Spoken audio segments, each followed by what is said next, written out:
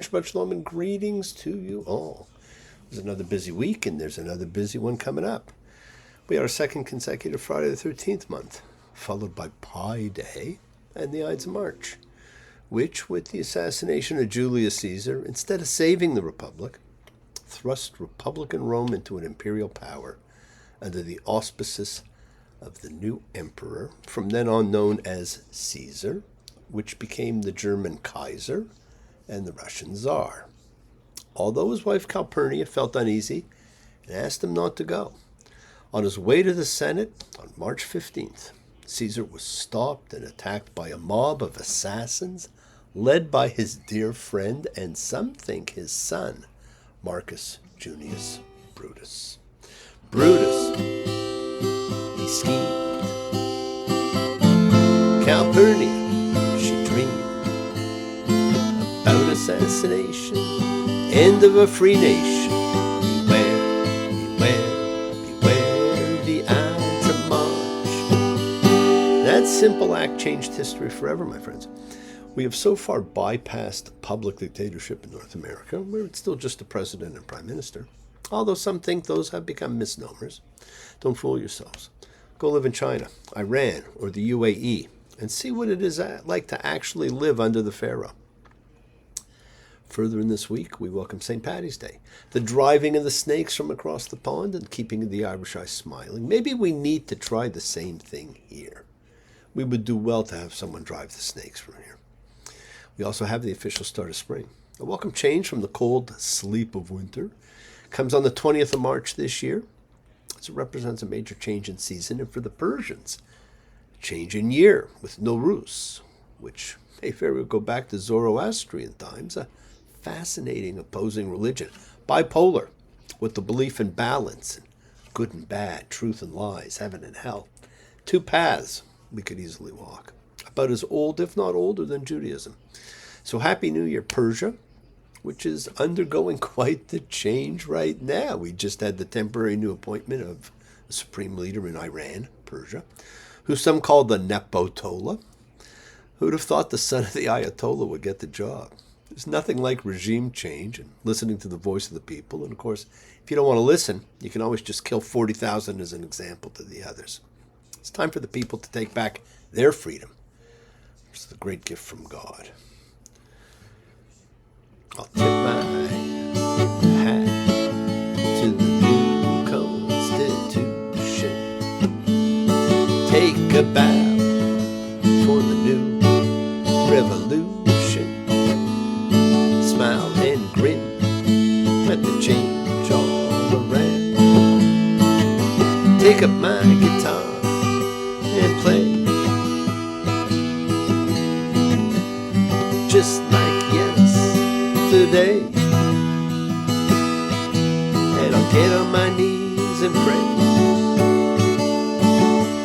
we don't get fooled again.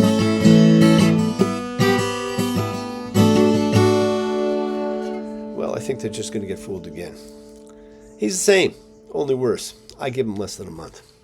The Middle East is on the verge of its own revolution of change. It's about to be remade into what it could be. So hopefully the days of Jew-hating regimes there are over, to be replaced by economic prosperity for all. Makes more sense. Sadly, those days are not over, but seem to be growing here. As just the other day, 2 more Toronto synagogues were hit by gunfire, bringing the number of 3 in 5 days. There were no injuries, so does that make this okay? Where are the screams for action? The platitudinal saying, hate and bigotry is no place in Ontario, no place in Canada, no place in America, it just doesn't cut it anymore. Political photo ops and kippas at synagogues mean nothing. That's not action. This was, of course, immediately followed up by the synagogue attack in Michigan by the Islamic jihadist terrorist. The wake-up call is sounded. Already people fear going to weekly services. Did you ever think, a mere generation from the Holocaust, that we would see this again? I'm surprised no government official has warned of the dangers of Islamophobia yet. Now, of course, over the last 2.5 years, over 28 attacks on Canadian Jewish schools and synagogues have taken place. There have been no arrests, no sign of it slowing down, let alone stopping. It is growing. Now, this rapidly changing new global village, it's a term, of course, coined by Marshall McLuhan, and it reminded me of my days at the University of Toronto when I met him. And back then, he said the global village, and that was a long time ago, the global village is a world in which you don't necessarily have harmony. You have extreme concern with everybody else's business and much involvement in everybody else's life. How right he was. You have no privacy anymore. Everything is the world's business. A 60s visionary who saw what technology would lead to. And I don't think anyone thought it would become what it is as quickly as it has. He saw a time when you have a research question. You're not going to go out and buy a book. Instead, through this instantaneous communication, you will describe what you want. The world's computers will provide you with what you seek. Ask Google, ask Alexa, ask whatever the other things are called. What he didn't realize was how controlled the what you seek would be. The greatest danger right now is the loss of freedom of knowledge.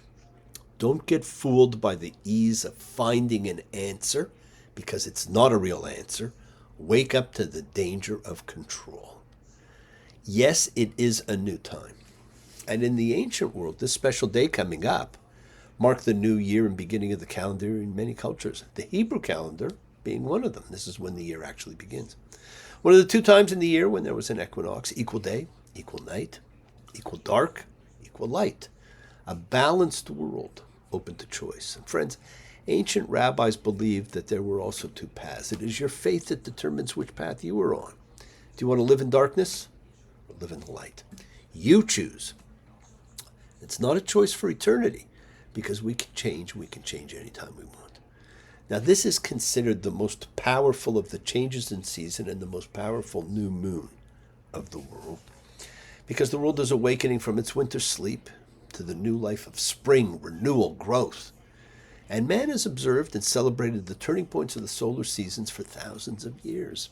Our ancient brethren the world over carved a circle with a cross, cutting the circle in four to mark the solstices and equinoxes. That was the original calendar.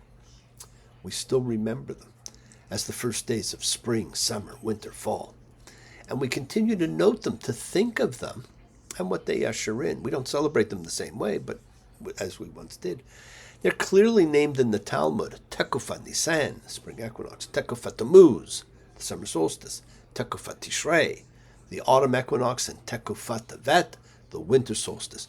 Tekufa means turn or cycle. They were considered very powerful days, and two of them still highlight the holiest days of the year and are specifically referred to in the Torah. We celebrate these special days with blessings for the changing season and the prayerful intentions, the kavanot, for crossing from one time to another. They're not new. They're based on very old traditions which many have taken to incorporate into their own spiritual ongoing practices. Each of the four seasons represents change in time, which correspond to meanings in life. The summer solstice is about loss and abundance. The autumn equinox, the link between earth and heaven. The winter solstice is the search for light.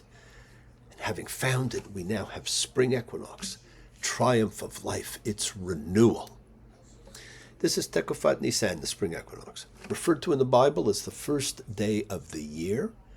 An equinox is different from a solstice. A solstice was the halfway point. A cycle reached the halfway point and started back. An equinox, however, is purely the beginning. Everything is in balance. Everything is equal. And the occurrence of these two mark the two most significant events in the Jewish calendar. Blessed are you, Lord our God, who guides the world, who makes creation, whose wisdom changes the times and turns the seasons, as long as the days of the earth endure, planting and harvest, cold and heat, summer and winter, day and night shall not cease. Blessed are you, divine presence, who blesses the years. And remember, Judaism in all of its prayers is based on intention. So we have to think about our intention for the seasonal transition. Kavanot letekufot. For the spring equinox, we take the intention from the famous Song of Songs. Arise, my beloved, my fair one, come away. For now the winter is past, the rains are over and gone, the blossoms appear in the land, the time of singing has come. The song of the dove is heard in our land. Speaking of paths we choose, it reminds me of something that the great French Renaissance philosopher Michel de Montaigne, who wrote about the arrogance of man, said. My life has been filled with terrible misfortune, most of which never happened. Most of the things we worry about never does happen, my friends. We let fear rule. We see that over and over again in the Bible, but you can change that. In a few weeks, there's a special holy day just for that purpose. It's one of only 3 gathering festivals, just as we gather every week. So let's all come together, take back a world built by love, and join as a like-minded group, a collective consciousness of seekers showing faith, any and all faith, love, any and all love, a true chavur of fellowship. So we express our nature of kindness, compassion, thoughts, feelings, hopes, dreams, and wishes that unites us all in this community house of spirit, Beth Ruach, sharing and bringing light, keeping fear at bay.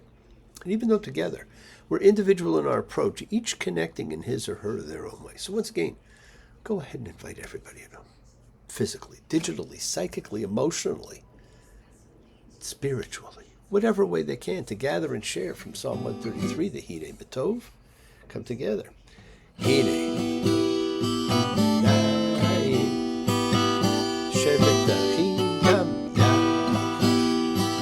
Hine Matov.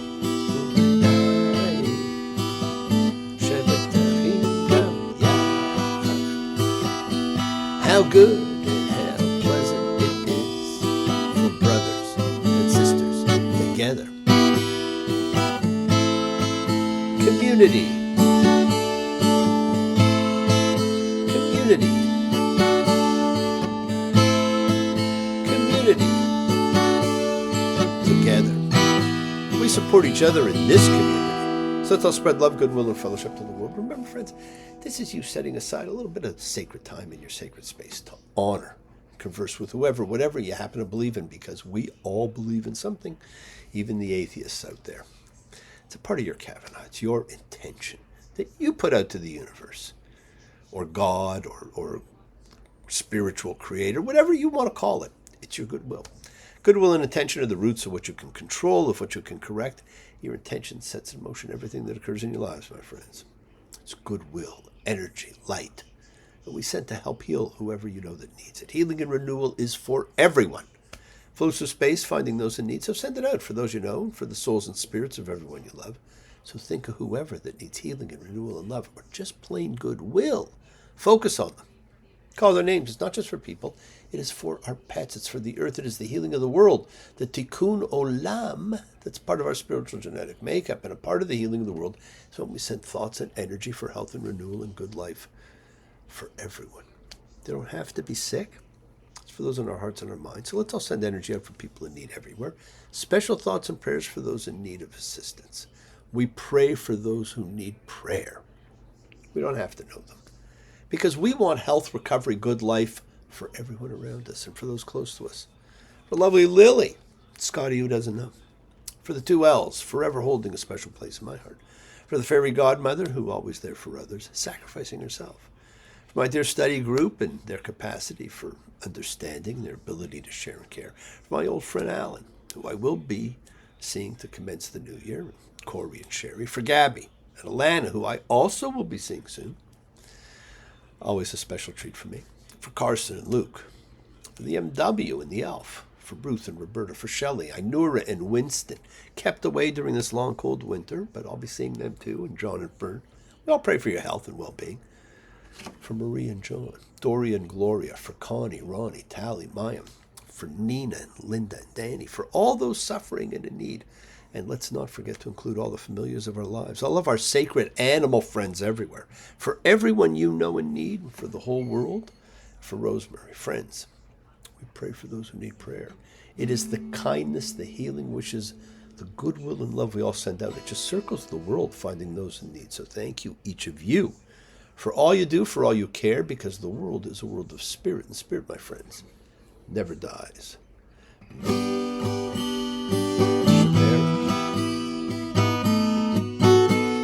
Avotenu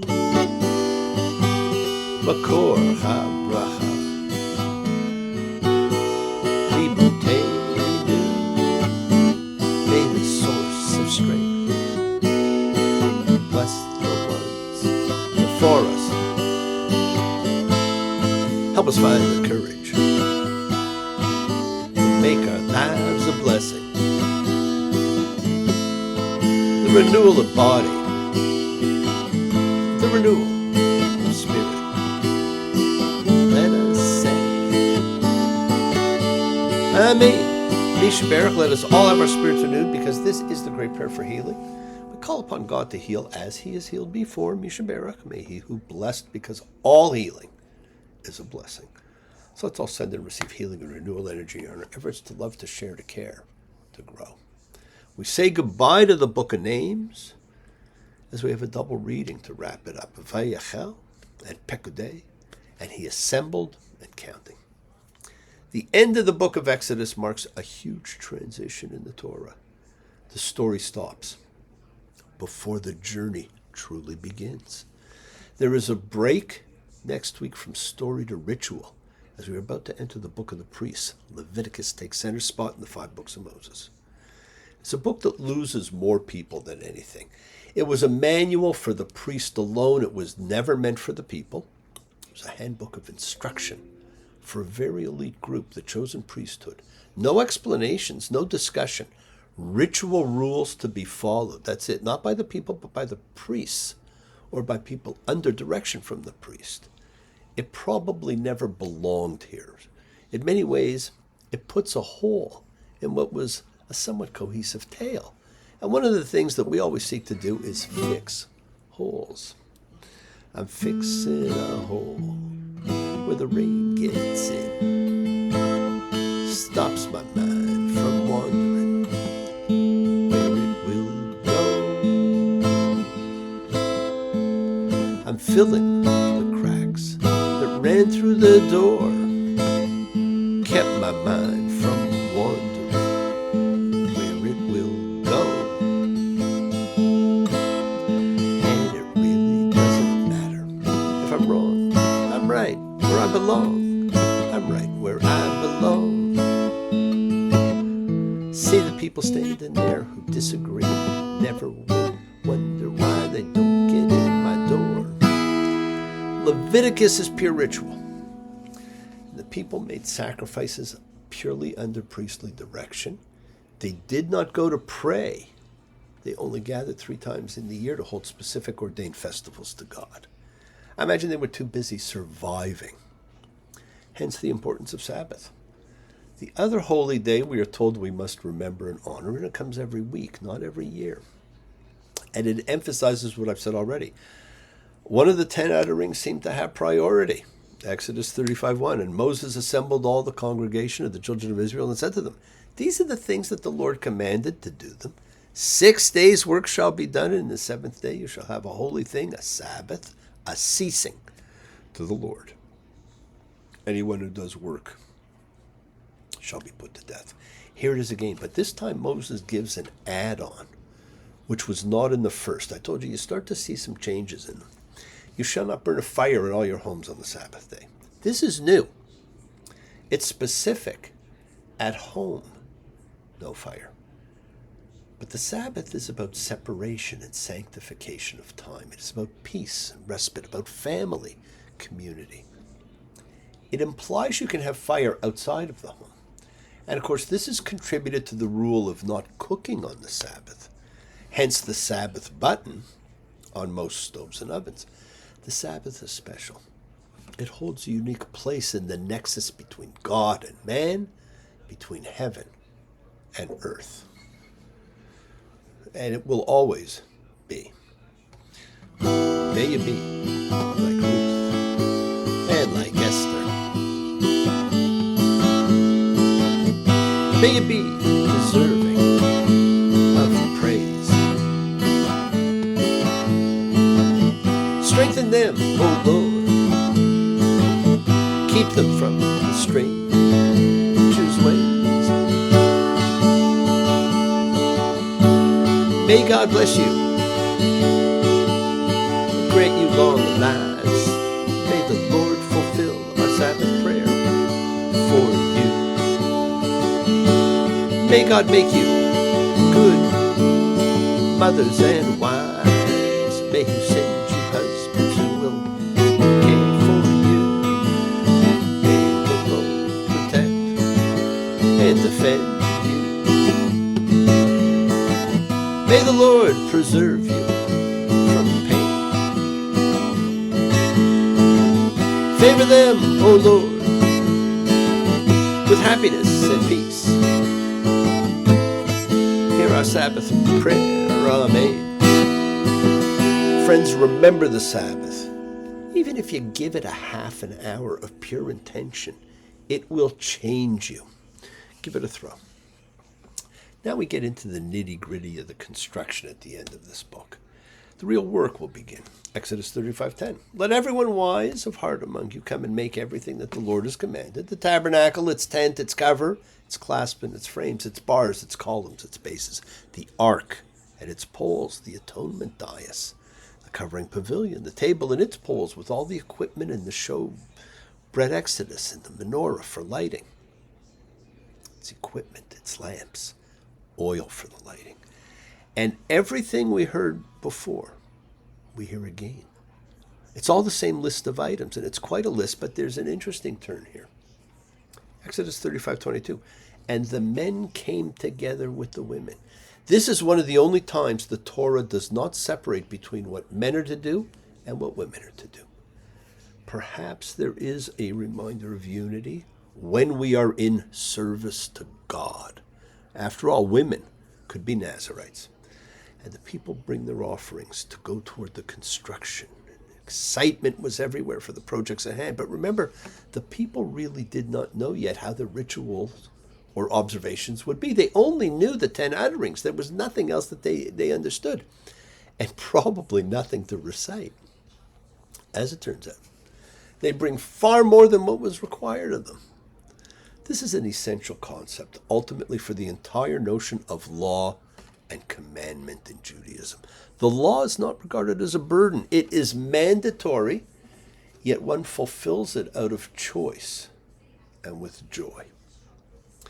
Accordingly, the word for commandment, mitzvah, has two meanings still to this day. It means a law that must be obeyed, but Jews almost always commonly understand it to mean good deed freely performed. You're always going to hear people say of something, it's a mitzvah, meaning it's a good deed. So it's both of these things. It's the law, but it's a good deed. Now we get details of the tabernacle, its curtains, its dimensions, details of perhaps the most famous relic in history, the Ark of the Covenant. And then the next most famous, seen carted away, carved in the Arch of Titus in Rome, the great menorah. 7-branched symbol of light, the first symbol of everlasting light. The great tool that allows us to face fear and see it fade away. For when there is light, there is no fear. It serves as a reminder that God is with us and lights our way at all times, day or night. We need never fear. Yes, my friends, the world is sacred, and so is everything in it. Express your gratitude, light a candle, make a wish. Celebrate your life and the lives of those you love. Share your feelings with them. Live free, be free, honor your freedom. Be well, be happy, be blessed. Share and honor the light, and all who live in the light and continue to shine. Continue to send everybody you know goodwill and love. Pray for peace and freedom for everyone. An end to terror and hatred. Remember, friends, we're a community. We learn together. We celebrate with each other. We love each other. We share this ride together, men and women equally. Let's all send out love, not fear. Send out peace, harmony, goodwill, healing to all who need it. And please do learn to forgive and learn to love, including yourself. Open your hearts and honor the relationships of your life. Tell those you love that you love them. Examine your intentions. Use them to imprint your will on the universe. Remember, we set in motion everything that happens in our lives. It's our intention, our kavan, our cause, our effect. Everything's linked. You always have time to forgive and to be forgiven. You have the knowledge of what's good and bad, so acknowledge what you've done wrong to yourself, to God, and to any person you've wronged. Ask forgiveness, but always do so with sincerity, accountability, vulnerability. Forgive those who've hurt you as you learn to be forgiving and compassionate, because the secret of forgiveness, compassion, and peace is in acceptance. Can you accept yourself, other people in the world just as they are? Can you accept life just as it is without trying to control it? Because if you do, you can experience the peace that acceptance brings. Keep on dreaming. Keep on being. Keep sharing, keep shining, keep teaching. Keep spreading joy and goodwill. Do not follow fear, always follow love, because it's always in front of you. Work to be present in the body. Expand your heart, quiet your mind, because the deepest source of real power lies in consciousness and your ability to be mindful, to be aware, to be present in all of life's circumstances. Love with the heart, because we're all part of a greater whole. Embrace love, not fear. forgiveness, not anger. Be there for someone because someone is always there for you, whether you know it or not. Continue to explore faith and belief. Do not accept shame as a natural state, because whatever you feel, others have felt. Whatever you've experienced, others have too. We share together. We learn together, because we're here to help each other, because we're each of us simply trying to find love, acceptance, and support. We all have or could have that special someone in our lives, so find them. Tell them what they mean. Our journey across the desert, fear and lack, is our journey home. We're all together, but we're alone on that journey.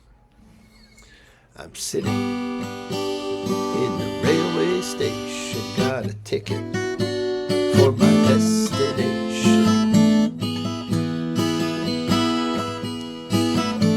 On a tour of one-night stays, my suitcase and guitar in hand. Every stop is neatly playing for a poet and a one-man band.